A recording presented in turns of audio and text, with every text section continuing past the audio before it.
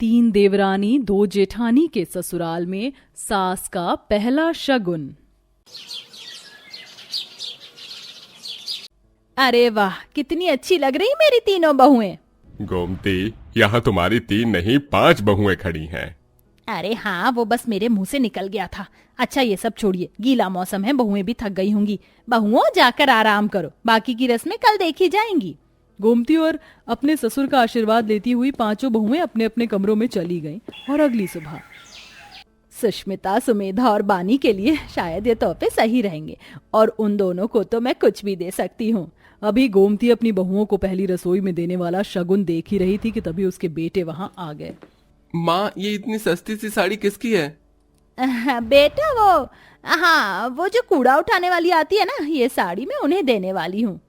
अच्छा माँ, आपने पहली रसोई के लिए जो राशन लाने को कहा था वो सारा मैं ले आया हूँ। अब मैं ऑफिस जा रहा हूँ। ठीक है बेटा।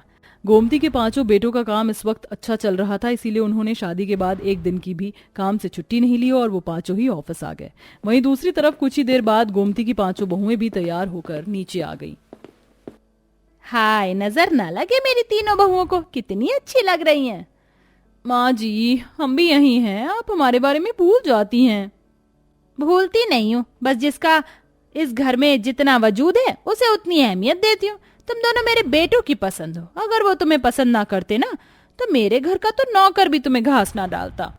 गोमती का ऐसा बर्ताव देख दोनों गरीब बहुएं चौंक गईं। दरअसल गोमती ने अपने तीनों छोटे बेटों की शादी अपनी पसंद की लड़कियों से करवाई थी, जबकि गोमती के बड़े बेटे अपनी पसंद की गरीब घराने की लड़कियां लेकर आए थे। गोमती की छोटी बहुएं अमीर थीं और बड़ी गरीब, इसीलिए गोमती उनसे जल रही थी और अब गोमती का उनसे ऐसा बर्ताव करने की वजह से छोटी बहुओं को भी मौका मिल गया। अच्छा, तभी तो मैं कहूँ कि हमारी जेठानी अठन्नी की क्यों लग रही हैं। अब समझ में आया, ये तो गरीब घरानों से हैं, ये इस घर की बहुरानी नहीं नौकरानी है। सुष्मिता ने गोमती के सामने अपनी जेठानियों का मजाक बनाया, लेकिन गोमती कुछ नहीं बोली। दोनों गरीब बहुओं की आंखों में आंसू भर गए कि तभी गोमती ने कहा, मेरे घर में जरा जरा सी बात पर मगरमच्छ के आंसू नहीं चलते हैं। इन आंसुओं को आंख से निकलने से पहले ही पोंछ लो। और हाँ, आज तुम सभी की पहली रसोई होगी, जो भी तुम्हारा मन करे वो बना लो।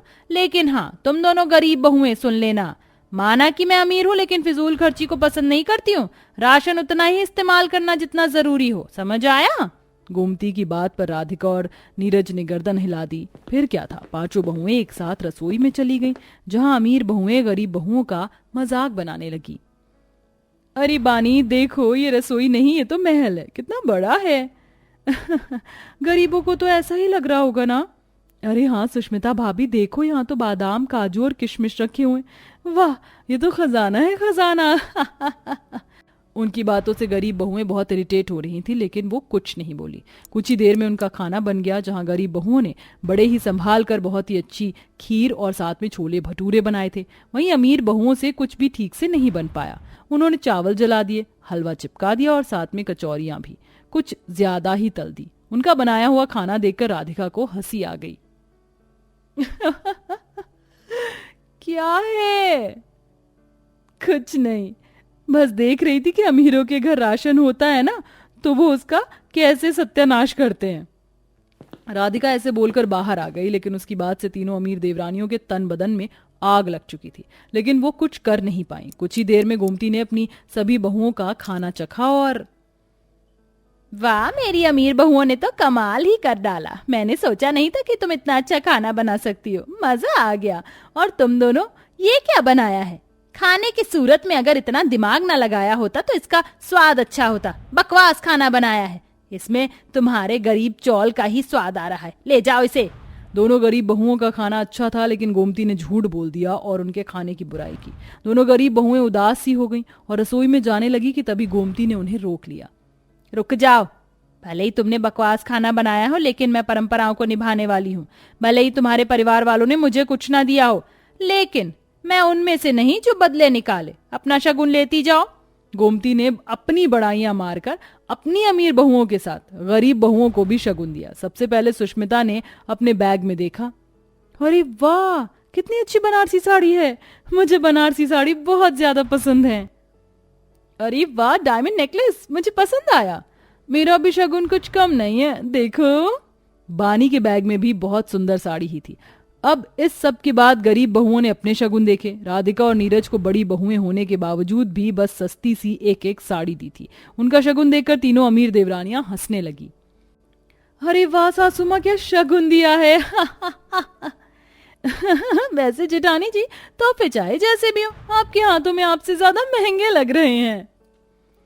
अपनी इतनी बेइज्जती के बाद भी गरीब बहुओं ने अपनी सास के पांव छुए और कोई बात नहीं माँ जी, शगुन तो शगुन ही होता है, इसमें महंगा या सस्ता नहीं देखा जाता। सही कहा भाभी ने, आपने हमें शगुन दिया, यही हमारे सौभाग्य की बात है।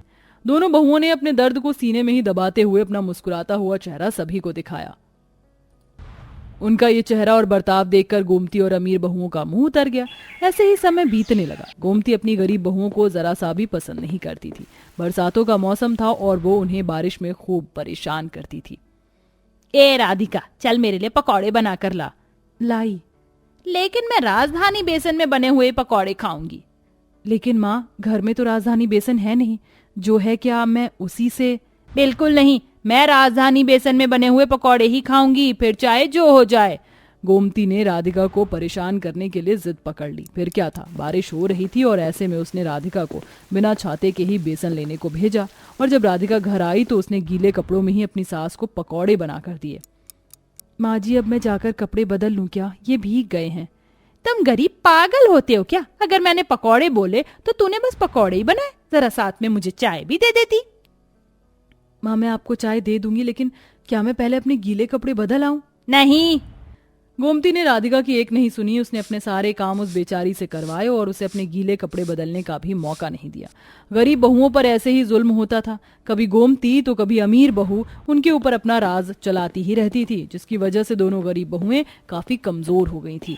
एक दिन नीरज का पति उससे बोला, नीरज, क्या बात है?